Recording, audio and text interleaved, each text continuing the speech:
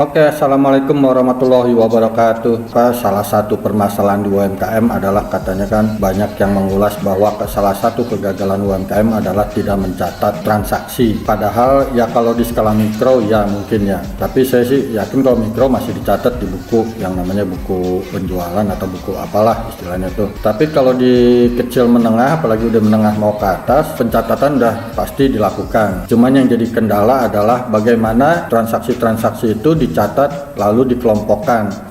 Misalkan contoh biaya-biaya pengeluaran-pengeluaran terkait dengan beli ATK, beli kertas, beli pulpen dan segala macamnya itu masuk kemana. Nah itu dikelompok-kelompokkan yang namanya ada kelompok biaya, kelompok pendapatan, kelompok biaya dibayar di muka dan sebagainya. Nah bagaimanakah ketentuan-ketentuan itu? Biasanya disusunlah yang namanya SOP, yaitu standar operating prosedurnya untuk bagian akuntansi atau administrasi keuangan atau bagian controller. Oke, kita langsung aja ya. Nah di sini ada gue dapat sih SOP untuk bagian akuntansi, yaitu yang pertama kali ketika SOP itu biasanya adalah masalah untuk prosedur dari bagian akun sebelum memulai ke yang lain-lain seperti prosedur-prosedur pencatatannya gitu. Nah ini yang harus ditetapkan, yang dibikin standarnya adalah standar bagian akun atau untuk pengelompokan transaksi. Oke, langsung aja. Di sini ada yang namanya SOP, standar press. Nah ini bisa memasukkan nomornya, kode dari perusahaan, nanti mau dinomorin kebijakannya seperti apa penomorannya. Lalu ada revisi, ini bisa revisi ke 1, kedua, ketiga, karena kan nanti akan berkembang terus. Nah bisa jadi penambahan akun kah, atau pengurangan akun, penghapusan, atau malah atau bisa juga perubahan akun gitu. Nah ini disiapkan oleh siapa? Disetujui oleh biasanya ini direktur atau direktur keuangan atau direktur utama. Tanggal efektif, ini tanggal efektifnya tanggal berapa mulai diberlakukannya. Nah, judul bagian akun atau chart of account dengan nomor G dan A101 ini bisa dimasukin di sini juga, G dan A101 bisa. Lalu kebijakan, nah ini kebijakannya nih standarnya untuk memfasilitasi proses pencatatan akuntansi. Semua akun buku besar harus diberi judul, nama akun dan nomor akun.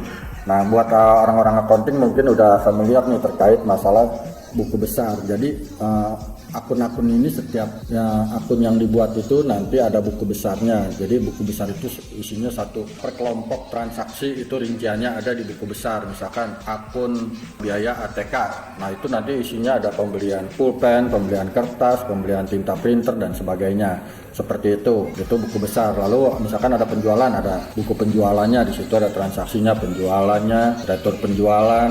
Nah itu ada di situ di buku besar. Nah itulah diberi judul, nama akun dan nomor akunnya. Jadi pengelompokannya kalau nggak dikodein seperti ini, nomor akun dan nama akun, maka tidak bisa dibikin buku besar. Nanti kegunaannya yaitu untuk melihat masing-masing transaksi berdasarkan kelompoknya. Lalu tujuan untuk menyediakan metode penempatan dan pengurusan bagian akun perusahaan untuk menghasilkan data keuangan yang berarti bagi perusahaan. Oke, nah ini tujuannya untuk menyediakan metode penempatan. Jadi toolsnya itu, metodenya itu disediakannya melalui bagian akun ini gitu ya. Metode pencatatannya nanti penempatannya di mana, ini mau masuk kemana, ini mau masuk kemana, nanti ada di bagian akun ini.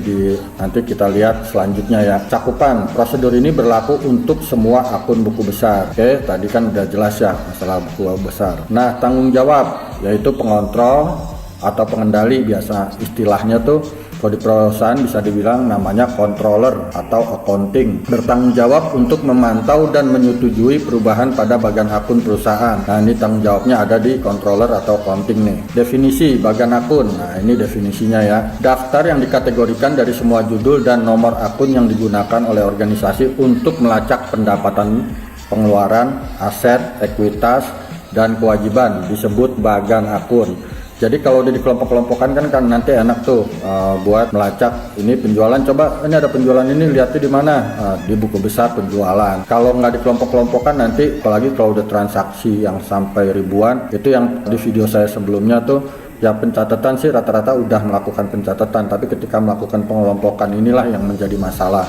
ini mau masuk di mana segala macam. Kenapa kalau nggak dikelompokkan? Di video yang selanjutnya sebelumnya juga saya juga sempat ngomong tuh, saya sempat uraikan bahwa kalau cuma nyatet doang gampang, cuman kan kalau nggak dikelompokkan ya bayangkan gitu, satu buku, satu catatan itu isinya cuma keluar debat kredit tanpa ada dikelompokkan. Lalu bagaimana nanti maka kalau tidak dikelompokkan, lalu bagaimana nanti di dalam penyusunan laporan keuangannya? Anda bayangkan seperti itu. Nah, ini prosedur 1.0 desain akun. Nanti ini di linknya saya kasih, silahkan nanti dirapikan sendiri ya kalau mau dirapihkan ya, karena strukturnya, susunannya itu masih belum rapi. 1.0 desain akun, design of account. Akun harus memiliki nama dan nomor yang menunjukkan akun buku besar tertentu seperti kas, furnitur dan perlengkapan, utang dan lain-lain. Jadi ini harus dikasih nama. Nah, kas ini selain dikasih nama, nanti juga dikasih nomor akun atau yang kita biasa disebutnya kode akun. Nanti kita lihat lagi ke bawahnya biar lebih jelas. Nah, 1.2 prosedurnya, akun harus diatur dalam urutan yang sama seperti yang muncul dalam laporan keuangan. Jadi nanti urutan ini sesuai dengan urutan yang tersaji di dalam laporan keuangan. Akun aset harus diberi nomor pertama, diikuti oleh akun kewajiban, akun ekuitas pemilik, akun pendapatan, dan akun pengeluaran. Oke.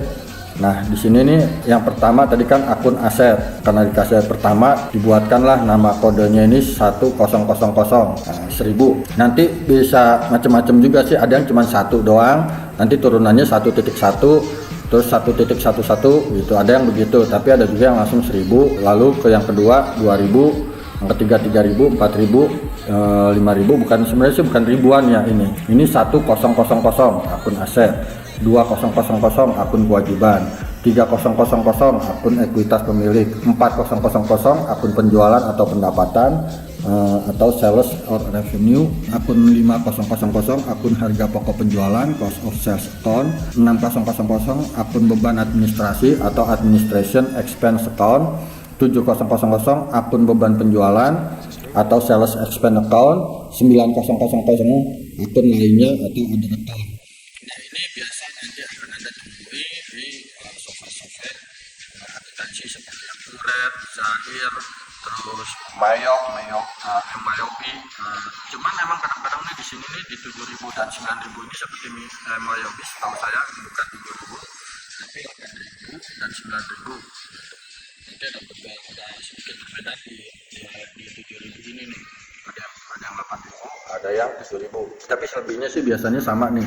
Yang 6.000 ini, 6000 ini akun beban administrasi itu hampir rata-rata sama dari 1 sampai 6 ini. Nah, ini pengelompokannya. Jadi nanti kita lanjutkan nanti rinci seperti apa. Ini adalah kelompok besarnya yang tadi seperti tadi dibilang 1.2 ini akun aset diberi nomor pertama, diikuti oleh akun aset harus diberikan nomor pertama, diikuti oleh akun kewajiban. Jadi aset nomor pertama, lalu diikuti akun kewajiban, ekuitas, penjualan.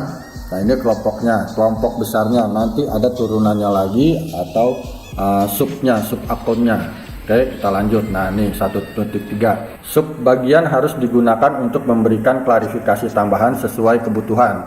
Subbagian di antara akun raca harus ditetapkan untuk jangka pendek ke jangka panjang, yaitu aset lancar harus mendahului aset jangka panjang dan utang lancar harus mendahului utang jangka panjang. Jadi aset jangka pendek dulu, baru aset jangka panjang susunannya, baru habis itu aset lancar, bukan aset jangka pendek, aset lancar, habis itu baru aset tidak lancar, terus hutang jangka pendek dan hutang jangka panjang. Nah, itu susunannya seperti itu. Selanjutnya akun akan diberi nomor sehingga semua jumlah penjualan dicatat oleh produk atau wilayah penjualan. Nah, ini prosedurnya. Dan juga jumlah harga pokok penjualan, jumlah beban penjualan dan administrasi, dan jumlah biaya lainnya dicatat sesuai dengan departemen yang bertanggung jawab atas biaya dan sifat biayanya. Urutan nomor yang belum ditetapkan harus dibiarkan terbuka dalam setiap kelompok akun untuk menyediakan akun tambahan yang dapat ditambahkan nanti. Nah, nanti jadi misalkan yang tadi ini kan ini masih bisa ditambahin nanti di bawahnya akun kewajiban liabilities account, misalkan 2100 itu kewajiban jangka pendek, 2200 itu kewajiban jangka panjang, bisa nanti seperti itu. Itu yang dimaksudkan, nanti bisa ditambahkan. Akun dapat diberi nomor menggunakan urutan 4 digit. Sistem akuntansi otomatis umumnya akan memiliki format penomoran akun yang telah ditentukan sebelumnya. Dalam sebuah nomor akun, posisi dan nilai setiap digit memiliki arti tertentu. Di bawah ini adalah gambaran umum tentang arti angka-angka dalam bagan akun. Ini underscore garis bawah XXX, digit pertama di setiap nomor akun menunjukkan klasifikasi utama akun di buku besar, dan nilai digit tersebut menunjukkan apakah itu aset, kewajiban, ekuitas pemilik, departemen, atau jenis akun lainnya. Misalnya angka 1000 menunjukkan akun aset, jadi angka pertama itu yang satu itu 1 XXX, itu digit pertama di setiap nomor akun menunjukkan klasifikasi utama akunnya ini. Yang satu tadi klasifikasinya adalah aset. Yang kedua, nah ini digit pertama ya. Nah ini di digit kedua nih yang ada underscore X underscore XX. Nah di digit kedua ini prosedurnya, digit kedua menunjukkan subklasifikasi dari akun utama, dan nilai digit menunjukkan subklasifikasi tertentu. Misalnya nomor rekening 1100 menunjukkan rekening kas dan surat berharga. Nah seperti itu. Jadi turunannya yang tadi saya bilang tuh, ini digit kedua. Nah digit ketiganya ini kita baca dulu. Digit ketiga menunjukkan subklasifikasi lebih lanjut dari setiap klasifikasi akun utama, dan nilai digit menunjukkan subklasifikasi tertentu. Misalnya nomor rekening 1110 menunjukkan rekening kas, dan nomor rekening 1120 menunjukkan rekening surat berharga. Nah jadi turunannya itu tadi aset, ini satu aset, terus satu di sini misalkan 1100 yaitu kas dan surat berharga. Nah yang ketiga ini turunannya lagi dari kas dan surat berharga, yaitu misalkan 1110 itu rekening kas, 1120 itu rekening surat berharga nih. Nah itu makin terspesifikasi lagi, ibaratnya lebih detail lagi. Nah ini di digit keempat makin detail lagi, yaitu digit keempat digunakan untuk memberikan klasifikasi akun yang lebih rinci, dan nilai digit tersebut menunjukkan klasifikasi tertentu. Misalkan nomor rekening tadi kan 110 itu kas rekening kas, maka 1111 di bawahnya 1110 itu bukan di bawahnya, menjadi subnya 1110 menunjukkan rekening kas di giro. Nah itu lebih rinci lagi, tadi kan baru rekening kas doang, ini rekening jadi kas di giro. Lalu misalkan nanti bisa ditambahin 111.2 menjadi rekening kas kecil, lalu 111.3 itu jadi kas misalkan kas kasir. Jadi itu lebih merinci dari yang 1110 ini, yaitu rekening kas, rincian dari rekening kas. Nah mudah-mudahan sampai sini jelas ya. Itu aja. Wassalamualaikum warahmatullahi wabarakatuh.